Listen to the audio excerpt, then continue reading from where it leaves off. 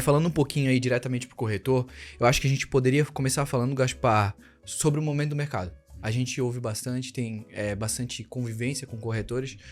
Fala pra gente como é que tá o momento do mercado e o porquê que a gente tá aqui gravando esse vídeo. Porque diretamente pro corretor. Então, primeiro de tudo, embora o termo blogueiro ele tá um pouco prostituído aí no mercado, né? E não é papo de blogueiro, né? Realmente a gente percebe o quanto as pessoas têm pedido aí no canal, os nossos clientes, enfim, né? Todas as pessoas que a gente tem conexão no mercado, a pergunta tem sido a mesma, né? Gaspar, como é que tá o mercado, né? O mercado tá comprador? O que você tem escutado de outras empresas? A venda dos imóveis está acelerada, não tá? As taxas estão altas efetivamente ou não estão? Vai melhorar? Espero para comprar um imóvel? Não espero? Ou seja, a gente está sendo realmente bombardeado. Porque sim, né? Se a gente acha que olhar hoje o momento de mercado, obviamente a gente não poderia dizer que a gente está no melhor momento do mercado. Pelo contrário, né? Mas, obviamente, a minha visão sempre é qual, né? Momentos difíceis também são momentos de oportunidades, uma vez que a gente esteja preparado para isso, né? Então, acho que se eu tivesse que elencar, acho que primeiro, né? O momento do mercado, eu diria que o mercado ele não está mais comprador, né? Realmente está todo mundo tendo que vender para alguém, né? Porque se a gente olhar nos últimos, vamos botar aí, últimos 5 anos, a gente teve sim um boom do mercado imobiliário, e isso se traduz com propriedade, que a gente vai falar, os números do nosso mercado, recordes, né, de concessão de crédito imobiliário. E quando a gente fala de recorde de concessão em crédito imobiliário, a gente tem recorde de vendas, né, por parte de construtoras, Sim. corretores e afins. De fato. E, obviamente, por que eu acho que eu gostaria de dizer que o mercado não está tão comprador, e isso é feedback que a gente recebe do próprio mercado. Porque se a gente olhar, basicamente, de 2020 para 2021, a gente teve a mínima taxa Selic histórica. E por mais que o corretor de imóvel, o mercado imobiliário, entenda que não, nosso mercado é imobiliário. Não, você está errado, seu mercado também é financeiro. Porque, obviamente, comprar um imóvel, sim, por uma boa parte das pessoas, é um investimento. Então ele quer ter retorno, ele quer saber quanto o imóvel valoriza, né, que tipo de rentabilidade que ele vai ter, ou se a pessoa vai comprar o imóvel, ela paga aluguel, qual que é essa conta, se vai se associar uma parcela de financiamento com, por exemplo, um aluguel, enfim. Então acho que todo esse ponto, um mercado está totalmente correlacionado com o outro. E aí se a gente fala hoje, né, por que o mercado então não está comprador? Na mínima taxa Selic que a gente teve, taxa de financiamento 7%, poupança rendendo nada. E mercado financeiro também, né, você deixar o dinheiro parado, você ia perder muita grana. Sim. E aí, obviamente, a gente teve uma migração muito grande de riqueza para o mercado imobiliário. Então, eu costumei, esse dia eu estava conversando até com um corretor e eu brinquei, mas é que naquela época vocês estavam tirando pedido, né? Ele falou, cara, realmente, né, tirando pedido, por quê? Taxa de juros a 7% ao ano, né? Imóveis valorizando, porque a gente olhar não é só por conta do mercado, os imóveis têm se mostrado realmente Sim. Um ativo muito forte, né? Uma valorização boa. Sempre, né? Pelo menos nas principais regiões do Brasil. E aí, quando a gente olha, falou, realmente, né, cara, tá tirando pedido. E aí, obviamente, a gente teve agora, com esse aumento repentino da taxa Selic, duas situações. Primeiro, o financiamento ficou caro, né? Obviamente, comparado àquela época, mas eu tenho aqui, vou trazer aqui um ponto e vírgula, porque eu vou trazer uma ótica legal pra galera em relação a isso. Acredito que a gente vai explorar isso durante aí o nosso podcast aqui. E também em relação ao quesito, agora ele tem um grande concorrente, né? Que é o quê? Tá todo mundo, tenho certeza que você corretor já escutou nas últimas semanas, nos últimos meses. Cara, vou deixar meu dinheiro parado no banco. Agora tá muito bom, né? Rendendo 1% ao mês, 1,20% ao mês. Por que eu vou comprar um imóvel agora? Deixa quieto, meu dinheirinho parado, que realmente tá confortável. Então eu vejo que o mercado estava comprador, agora vai ter que vender. Então vai ter que se aprofundar em conta. E segundo, acho que o mercado financeiro ou o próprio banco virou um concorrente aí do corretor, né? Porque o cliente dele tá muito confortável agora com o dinheiro parado, né? Então acho que a leitura um pouco do mercado é isso, né? Um concorrente ao mercado financeiro e não está tão comprador quanto estava, obviamente, bota aí 3, 4 anos atrás. E quando tu fala comprador, é porque justamente isso, né? Antes as taxas de juros estavam baixas, certo? Então tu tinha, né, essa alavancagem dos imóveis, essa alavancagem de venda que é normal, né? O imóvel está valorizando, cada vez mais imóveis sendo construídos, mais imóveis sendo vendidos, até porque a gente tem um mercado para isso, né? O mercado existe. Então hoje, com a subida dessa taxa, ele não está mais comprador e está gerando uma problemática para o corretor, um momento ruim, uma crise, né? Que leva, por isso que a gente está aqui gravando esse vídeo e vocês já vão entender onde a gente vai chegar em relação a isso. Então essa crise, ela é, claro, por vários fatores que já tem normais no mercado de imobiliário, já tem crise normais, mas mais ainda acentuado com essa alta dos juros, né? E isso impacta totalmente na venda do corretor.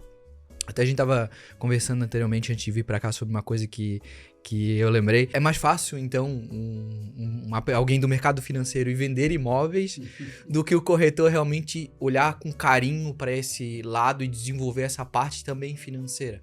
O que tu pode falar pra gente, tu que é um conhecedor amplo do mercado financeiro, como é que o mercado financeiro olha pra isso, né? Porque a gente sabe que essas pessoas, as pessoas do mercado financeiro, elas não têm amor a produto, né? Elas têm amor a fazer negócio. Não importa o que o cliente precisa, tu vai oferecer pra ele. Tu poderia falar um pouquinho pra gente como tu tem essa visão? Com certeza. Na verdade, acho que o primeiro ponto, né, Alan, é o seguinte, né? Quando a gente tem um mercado comprador, eu não preciso fazer muita conta, né? Será que eu preciso realmente convencer alguém que uma taxa de 7% ao ano é barato? E ela realmente poder contrair um financiamento e comprar um imóvel, né? Ou o dinheiro dela não tá rendendo parado no banco, eu convencer ela que ela comprar um imóvel vai ter uma valoração muito superior, não precisa ser um expert em conta. Agora, a partir do momento que eu tenho um concorrente, que é o mercado financeiro, eu como corretor de imóvel vou ter que me aprofundar nesse conhecimento para poder combater essa matemática. Por quê? Por incrível que pareça, sim, a conta pode fechar mesmo nesse patamar que a gente tem hoje das pessoas deixarem seu dinheiro parado no banco. Eu sempre faço uma analogia legal porque, novamente, a gente vende o produto, né? Então a gente tem também que ter a técnica, obviamente, para poder apresentar essas contas. Mas quer ver um exemplo como chegou um momento diferente de mercado? Por exemplo, né? O cliente vai comprar um imóvel, beleza. Qual que é o objetivo dele? Ele vai comprar um imóvel para morar ou ele vai comprar um imóvel pensando como um ativo para ter retorno? Independente disso, então, se eu estou comprando para morar, eu não tenho um imóvel, então hoje eu tenho um custo de aluguel. Então, por exemplo, isso tem que entrar na conta. Então, a média de aluguel que essa pessoa está pagando para o imóvel do mesmo padrão. É 6% ao ano. Legal, então isso entra na conta. Segundo, aquela região, qual que é a valorização que esse imóvel tem ou essa região teve nos últimos anos? Para mim projetar, obviamente, uma valorização contínua desse imóvel. Essa região valorizou 7%. Legal, 7 com 6 eu tenho 13. Opa, isso já entrou na conta. Opa, olha que interessante. Já estou, só nessa conta eu já estou me aproximando muitas vezes, né, da conta que eu teria hoje de deixar o dinheiro parado, né? Sem contar em outros fatores, que, por exemplo, né, escutei esse dia no corretor muito legal, né? Por isso que eu digo, tem que começar a criar mais estratégia, né? Ele falou, o interessante é que hoje um cliente vai comprar um imóvel de 500 mil, se ele der 100 mil de entrada, ele já começa a ter uma valorização sobre 500 e não sobre os 100 mil. Eu falei, cara, brilhante, realmente faz total sentido. E por isso que a gente vê que um mercado que está um pouco anticrise é o mercado de lançamento, né? Por quê? Ali realmente tem um espaço muito grande de valorização do imóvel, diferente de um produto final, né? Que já está pronto, apto para morar, você já vai ter um spread de ganho menor. Mas mesmo assim, entre esses fatores, a valorização dali para frente, a conta de aluguel, ou seja, por que eu falo que realmente o corretor vai ter que se aprofundar para fazer conta? Porque eu tô escutando de vários corretores do mercado, cara, a gente precisa saber mais de mercado financeiro, ajuda a gente a entender indexadores, variação de mercado, subtítulos, porque a gente precisa combater, porque o script realmente hoje do cliente é esse, né? Mas agora acho que não é momento. Não, agora tá legal deixar o dinheiro no banco. Ou seja, o mercado tá de boa. Então vai partir realmente desses profissionais, que é o corretor de imóvel, se aprofundar e ter uma técnica bem avançada a nível de conhecimento de mercado financeiro, porque eu vejo que esse é o principal concorrente dele pro momento.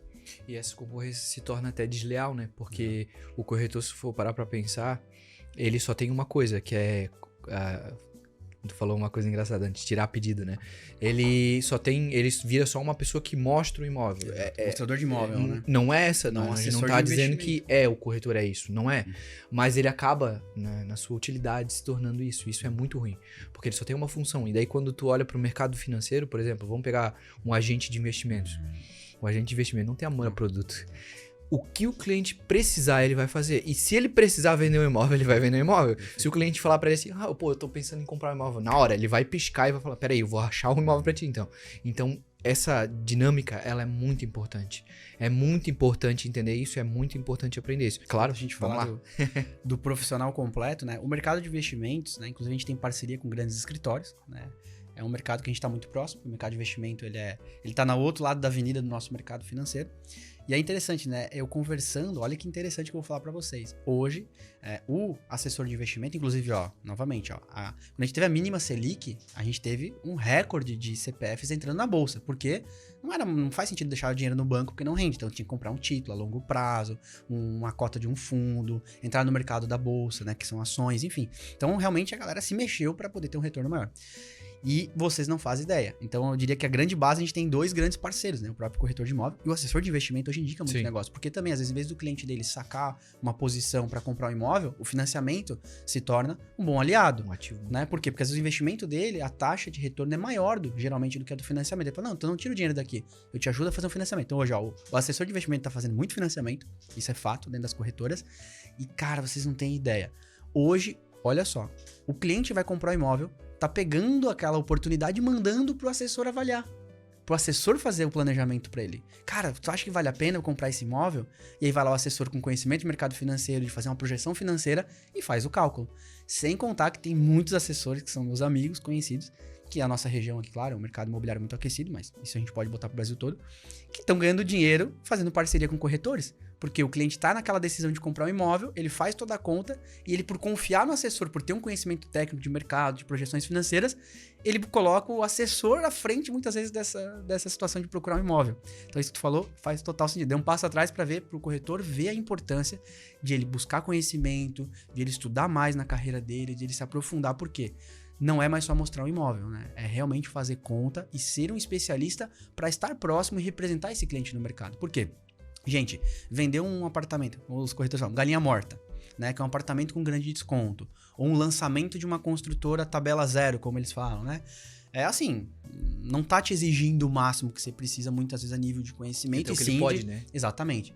Porém, depois que esse cliente entrou, e se você não tem uma nova oportunidade, você tá olhando para esse cliente para poder monetizar mais, levar mais soluções, ser um aliado dele para a vida dele, e não só para aquela oportunidade no imóvel, e o assessor de investimento entra muito nessa pegada, né, de realmente a gente chama de life planner, né, enfim, de ser um consultor financeiro para todos os assuntos, e ele vende um monte de produto, né. Então, assim, eu só dei um passo atrás, que eu acho que é bem legal para eles verem como que, putz, hoje o cliente tá recorrendo ao assessor de investimento para fazer conta em relação ao imóvel. E se ele não tá fazendo, alguém tá fazendo, como tu falou. Com certeza. Porque a lacuna tem que ser preenchida. Com certeza. Né? Então, isso acaba acontecendo no agente, no assessor de investimento. Exatamente.